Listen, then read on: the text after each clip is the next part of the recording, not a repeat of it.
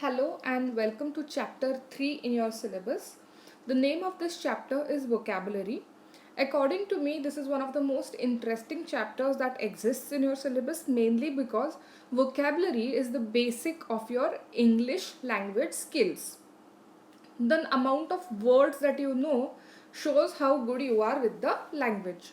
So let us see the contents of this video. I'm going to complete the entire chapter in this video, so it is going to be a little bit long video. The contents are: first we'll understand what is vocabulary, then why is a rich vocabulary important, what kind of words you should learn, which words you should learn, then what are the different types of vocabulary, how to build a effective vocabulary, then synonyms, antonyms, types of antonyms, prefix and suffix, phrasal verbs, collocations, idioms and their importance. Okay, so let us begin. What is vocabulary? I will first read whatever is written on the slide and then I will explain. The term vocabulary is denoted as the body of words used in a particular language. Vocabulary consists of the words we understand when we hear or read them and words we speak or write. So basically, vocabulary means word stock or a set of familiar words within a person's language. It means knowing a lot of different words in a particular language. Vocabulary is nothing but the amount of words that you know. Okay. Now, let us understand the importance. Why is it important to know a lot of words? First of all, a good vocabulary helps us understand what other people are saying and what we are reading. It gives us the ability to articulate clearly what we mean. Vocabulary knowledge boosts our ability to grasp ideas and think more logically. Having a rich vocabulary helps us communicate in a more engaging way and it helps us make a good impression on others. So these are a few reasons why having a rich vocabulary is important. So in short, I can say having a good vocabulary will help you create a good impression on others. It will help you to communicate effectively and you will be able to share your ideas in a more engaging way. If you can articulate properly, if you can use good words, you can clearly share your ideas and people will be able to understand you better. This is one of the most important reasons why having a good vocabulary is important, especially as you enter into your professional lives. You will be meeting a lot of people from different stratas of society, and how you communicate with each one of them is going to be very important. Now let us see which words you are supposed to learn. Vocabulary doesn't mean you should just know a lot of different words. You should also know how to use them correctly, right? So how will you know which words you are supposed to learn? First of all, words that are important to the subjects we are studying. So now you are becoming a CA. So you should know all the words that are related to your profession. Assets क्या होते हैं, liabilities क्या होती है, all these things, contingencies and whatever is current affairs in our profession, we should all know those words. Words that we read or hear repeatedly. Some words, they may not be related to our profession, but we hear or read them continuously. They may be due to current affairs, or they may be due to climate changes, or they may be due to any recent activity that is happening that we are reading or hearing continuously. We should know the meaning of these words also. And words we will know, we know that we will want to use regularly. So basically, words that come into use in day-to-day life. In our everyday life, the words that we are going to use, we need to learn those also. Now, types of vocabulary. There are different types of vocabulary. Mainly, there are 4 kinds of vocabulary. So let us see each one in detail. What is listening vocabulary? This type of vocabulary refers to the words we hear and comprehend. Most adults can identify and comprehend almost 50,000 words. Amazing, isn't it? 50,000 words is a lot of words. Listening vocabulary refers to the words we need to know to understand what we hear. This is an important aspect in listening skills. It is especially important in exams like IELTS, where your language listening skills are also tested. This is also important when you are taking instructions from your superiors, right? Or even you are trying to understand what your subordinates are saying. So you will know the meaning of words when these people are using those words. Therefore, listening vocabulary is very, very important. The next kind is speaking vocabulary. This type of vocabulary refers to the words we speak. We use barely 10,000 words for communication. So 10,000 words is very, very limited compared to 50,000 words that we are listening, right? Why is it so? Because most adults use only 5,000 to 10,000 words for communication. The main reason for that being our comfort in using these words. Also, speaking is a very spontaneous process compared to writing, isn't it? We get some time to write and think what to write. But in speaking, we have to react immediately. This is what we learned in our first chapter, है ना? Oral communication is spontaneous. So that is why speaking vocabulary is limited. And the reason behind this is the level of comfort in usage. Some words are just so easy to speak, right? We will remember them very, very easily. Therefore, speaking vocabulary is limited as compared to listening vocabulary. Listening vocabulary is dependent on people we are hearing from. Therefore, their vocabulary will greatly impact our listening vocabulary. But speaking vocabulary is our own vocabulary. So, therefore, it has comparatively limited number of words. The next one is reading vocabulary. Reading vocabulary is important to recognize words when we read any text. If a person is a reader, then this type of vocabulary happens to be the second largest vocabulary. Needless to say, vocabulary grows with reading, isn't it? The more you read, and the more you read from different people, from different authors, from different novels, from different magazines, from different blogs, the more reading vocabulary you will have. Reading vocabulary is key to understanding comprehension passages. It plays an important role in word recognition. This is generally the largest type of vocabulary, simply because a reader tends to be exposed to more words by reading than by listening, right? Listening is dependent on other people, what they are going to say, but reading depends on you. You can choose what you want to read, isn't it? So if you want to improve your vocabulary, you can choose what you want to read. There are many books which will help you to increase your reading vocabulary or vocabulary in general. I would suggest there's a book called Word Power Made Easy. It's a huge book, but it is amazing. If you're looking forward to improving your English language skills, you must have this book.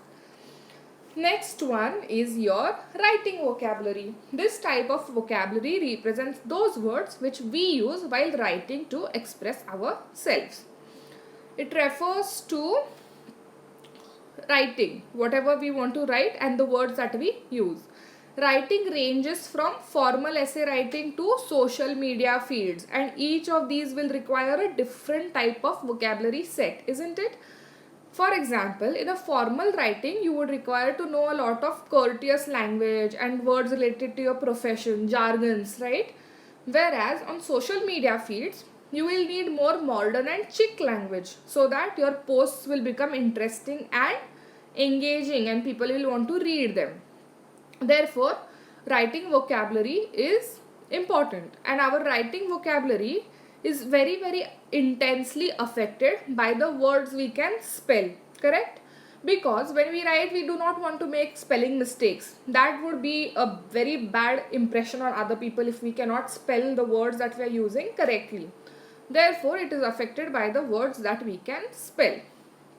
Okay, let us see how to this is just a diagram. The next slide is how to build an effective vocabulary. First one is synonyms. Synonyms means what? Words that have similar meanings. Okay, just for your information, all these slides, they are into much detail later on in this presentation, in this video. So I will be covering each of them in much detail. Here is just a small tip on how you can build effective vocabulary. So just I'm going to read it and we will see each one of these in detail later on as we proceed. Foreign words, words that have been borrowed from other languages. So a lot of words in English language have been taken either from French language, either from Greek language. These two languages have a very big impact on English. So foreign words, they come from other languages.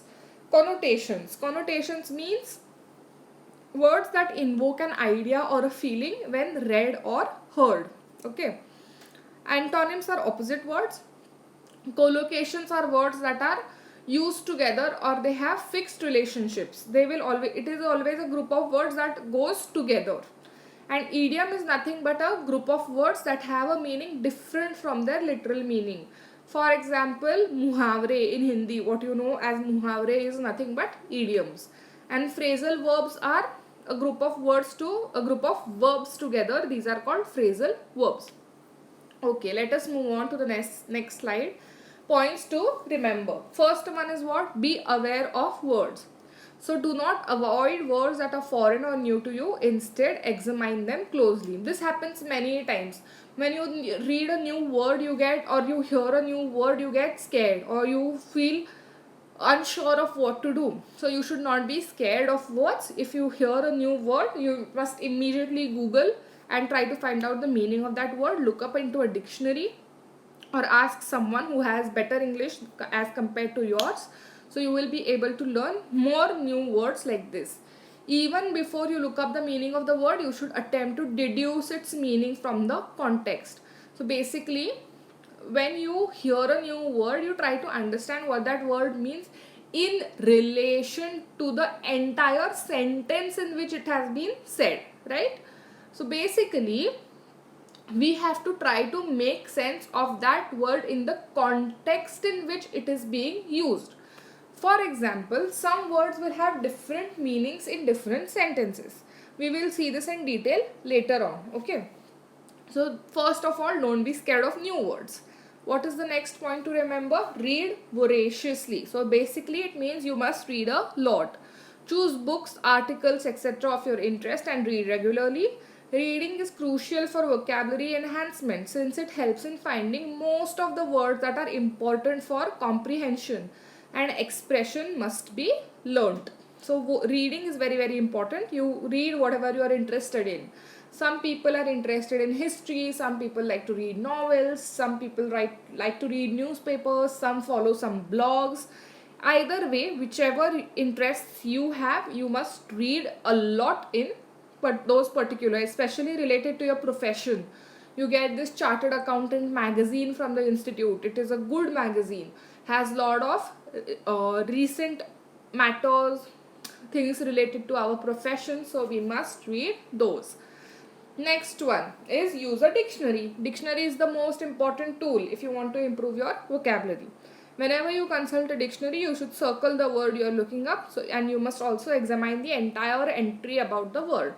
So some dictionaries will give you how to pronounce the word, the meaning of the word, and they will also put a sentence in which they have used that word, so you know how to use the word also. This is very important. So you must examine the entire entry, read everything that related to that word. Some dictionaries also give the root of the word. For example, if the word is a foreign word, they will tell you from which language it has been taken up. So this is the correct way of using a dictionary. Next is maintain a journal. If you note down all the new words you encounter, you can refer to this list later on and study the words and slowly include these words in your active vocabulary. Basically, try to learn a new word, one new word every day. Very possible, isn't it? It's easy to learn this way. But don't read a dictionary and learn words one by one, like all A words you learn now, all B words you learn later on. Not like that. You must read words that you will be using, words that will be put to use in your spoken language, written language, isn't it? Those kind of words you must learn. Okay. Next point is using new words. So whatever new words you learn, you must put it to use, either in your conversations or in your writing. Next, study new words regularly. Vocabulary building is a simple process. It involves reviewing of words regularly until they are fixed in one's memory. The best way to do this is by fixing a specific amount of time in our daily schedule for vocabulary study. So basically, it is a process which happens over a period of time. It doesn't happen that today you learned a new word and now your vocabulary is good. No. You must know a lot of important or new words so that your vocabulary becomes interesting and good. And the best way of doing is fix a time, learn new words in that time during your day and start using those words. Only then they will become fixed in your memory. This is how you increase your vocabulary. Go back to the roots. One of the most powerful tools for learning new words and for deciphering their meaning is studying their Latin and Greek roots, right? So like I said, you must know the root of that word also, if it is a foreign word or a word that has been borrowed from other languages. This is one of the most powerful tool. Then attempt word puzzles and play word games. Very good way of improving your vocabulary. Instead of playing PUBG and Go Pokemon and all that, you try to have word games in your mobile. There are many word games like Scrabble, Hangman, then word search. All these games you can download and improve your vocabulary. You plan like every day for 10 minutes I'm going to play word search, or for 10 minutes I'm going to play Scrabble, or one game of Scrabble. This will improve your vocabulary. Okay. Then now we are coming to the main part, that is synonyms. The slide which I told you, we are going to see each one of those in detail. So I'm going to begin with that. So let us understand. Synonyms. Synonyms means words having similar meanings or they have similar definition. These words that can be used interchangeably without changing the intended meaning of the message. Most important, intended meaning should not change. They can be used interchangeably, so they have the same meaning. So you can change, you can use either this word or that word, and even then the meaning of the sentence will not change. That is the most important part in knowing what a synonym is. Let us read the example. The long movie bored the viewers and the lengthy movie bored the viewers. So basically, the meaning of that sentence is not changing. The movie was long and the viewers got bored. That is what it means. So that this is what a synonym is. Now, why is it important to know synonyms? Learning to use synonyms effectively can help you communicate better with your ideas. Clear and concise text using a variety of synonyms can provide your readers with more interesting reading that will hold their interest. This is ultimately what our goal in academic writing is, isn't it? When you want to write essays or report writing, you have a chapter on report writing later on in your syllabus. Therefore, knowing synonyms is very important.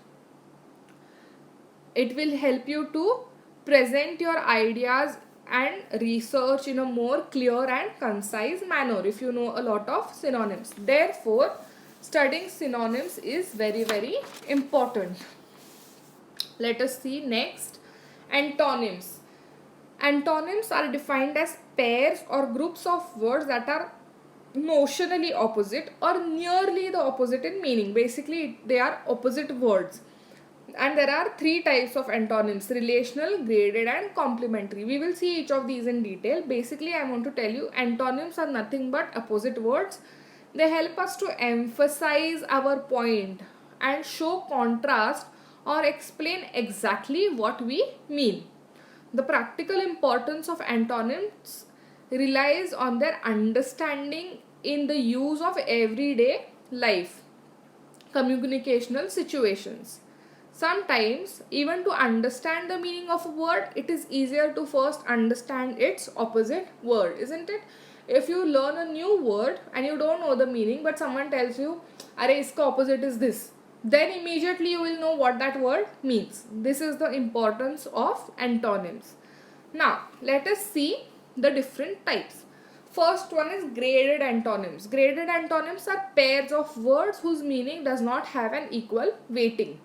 Such word pairs are called gradable antonyms as they do not hold an either or relationship. Instead, they have a more or less association.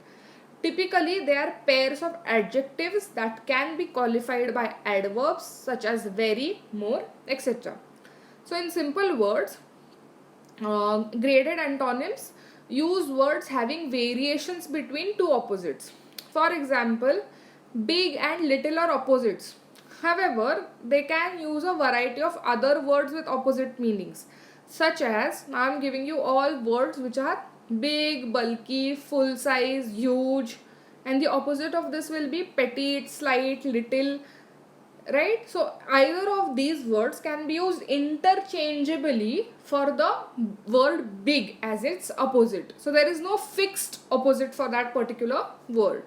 Similarly, smart, clever, bright, all iske sare ke opposites you can say stupid, dim, foolish, unwise, such words, right? So there is not one fixed opposite for graded antonyms. Next is complementary antonyms. They are pairs of words that are oppositing meaning and cannot be graded. For example, there is only one antonym for such words. Push ka opposite is obviously going to be pull, right? So they cannot, they are basically fixed. One word is there for the, one opposite word is there for the main word, like that. Next are relational antonyms. They are word pairs where opposites make sense only in the context of the relationship between the two meanings. So basically, they have a relationship with each other. For example, borrow and lend. There cannot be borrowing without lending, right? So there is a relation between these two words. Teacher ko opposite will obviously be student, right? Like that. So they cannot exist without the other. They come into meaning only when the other word is there, like that relational antonyms are. Let us see next slide, prefix and suffix. A prefix is a letter or a group of letters that appears at the beginning of a word and changes the word's original meaning. For example, pre-meal and post-meal. Pre is your prefix and post-meal is your suffix. Suffix is what? Post-meal is also your prefix. A suffix is a letter or group of words that is usually added on to the end of words to change the way a word fits into a sentence grammatically, right? There are a lot of examples in your module and there are a lot of exercises in your module on each of these. You should try and solve each of those. Then the meaning of each of them will be fixed and proper in your mind. So prefix, suffix we have done hundreds of times in school. Prefix is nothing but you add a group of words at the beginning of a word to change its meaning. For example, pre-independence era. Pre is your prefix, before independence, whatever happened, right? This is your prefix, and suffix at the end of that word you will write. So you will write, let us say, independently. Independence and independently, that ly is your suffix. So there are many such prefixes and suffixes which are there in your module. You must have a look at it. Next are phrasal verbs. Phrasal verb is a group of words that functions as a verb. It consists of a verb that is combined with a preposition or adverb or both. The meaning of a phrasal verb is different from the meaning of its separate parts.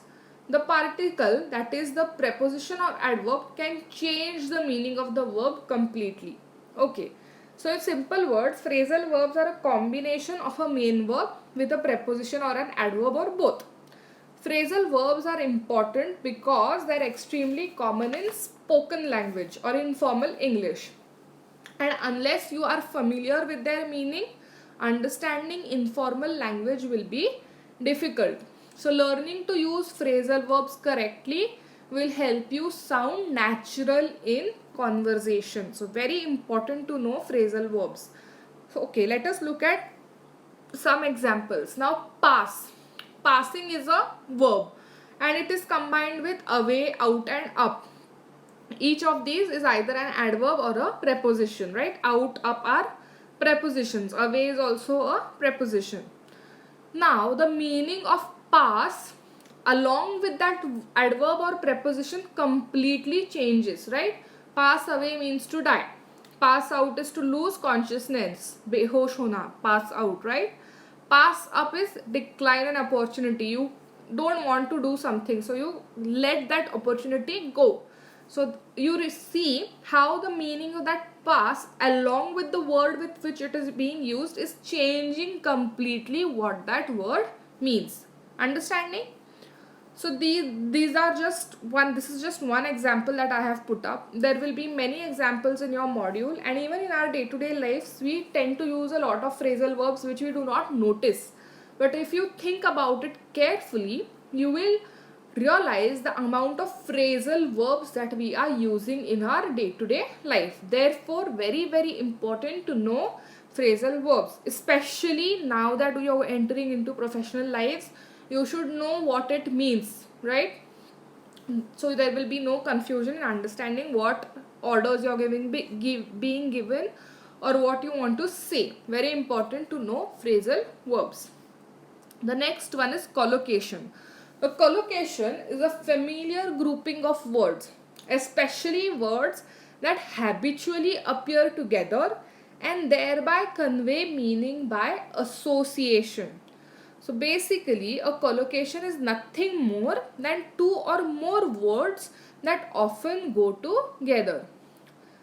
These combinations just sound right and natural. To be fluent in English, you need to know which words go together. Learning correct combinations of words will help you sound natural. And to learn collocations, you must read, listen and notice words that are being used together. Memorize groups of words instead of just a single word. For example, to throw a party. Now, throwing a party is a group of words that is sounding correct. In English, to throw a party, in literal sense, it has no meaning. You cannot throw a party. But throwing a party means to give a party. So these are just group of words that are often used together. Or fresh air. For example, I went for a walk to get some fresh air, right? We use it so easily, but fresh air is just a collocation. Newly appointed, again one more collocation. To catch fire, right? To catch fire is also a collocation. Or running late. I'm running late doesn't mean I'm literally running, it just means I'm going to be late, so I'm running late, like that. These are what collocations are. Okay, next, what is the need of collocation? It makes language interesting and natural, helps to adhere a proper pre-decided structure of a language, aids in giving other better forms of presentation of words, enhances language skills and leads to innovation, and to some extent beautifies the language. So this is why collocations are extremely important. Next is, let us see, idioms. Idiom is nothing but an expression that takes on a figurative meaning when certain words are combined, which is different from the literal meaning of the individual words. So basically, idiom are a group of words that have a meaning that is very different from its individual parts. Unlike most sentences that have a literal meaning, idioms have a figurative meaning.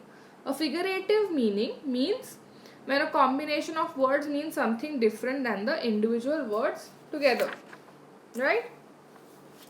So basically, idioms are nothing but muhavre. They are not to be taken in the literal sense. They have some cultural background to those words. For example, to beat black and blue means you beat someone so much till their body turns black and blue with all the beating, right? It is not necessary that every time you will beat that person literally till that person's body is going to turn black and blue. It just means that you beat that person too much. Or a hard nut to crack. A hard nut to crack means that person is not someone who is going to give up easily. So, or it is a hard exam to crack. So these are some examples of idioms. Idioms have some or the other cultural background to it. Idioms exist in all languages, be it Hindi, Marathi, English. These are just some languages that I know. So idioms exist in each of these languages. And what do idioms do? Idioms are, they add flavor and style to the language, puts forth the thought more convincingly. They also add humor to our writing. And article writing, presentations, and even boardroom discussions need a good command over language. Therefore, you must know idioms. If you Google, there are about 150 idioms, are also called proverbs, by the way. So if you just Google, there are about 150 proverbs, which is I think the first or second link itself that comes up on Google, along with examples how to use those idioms in language. That is what they have shown. So if you are interested in improving your idiom language skills, you must go through this one link which is there.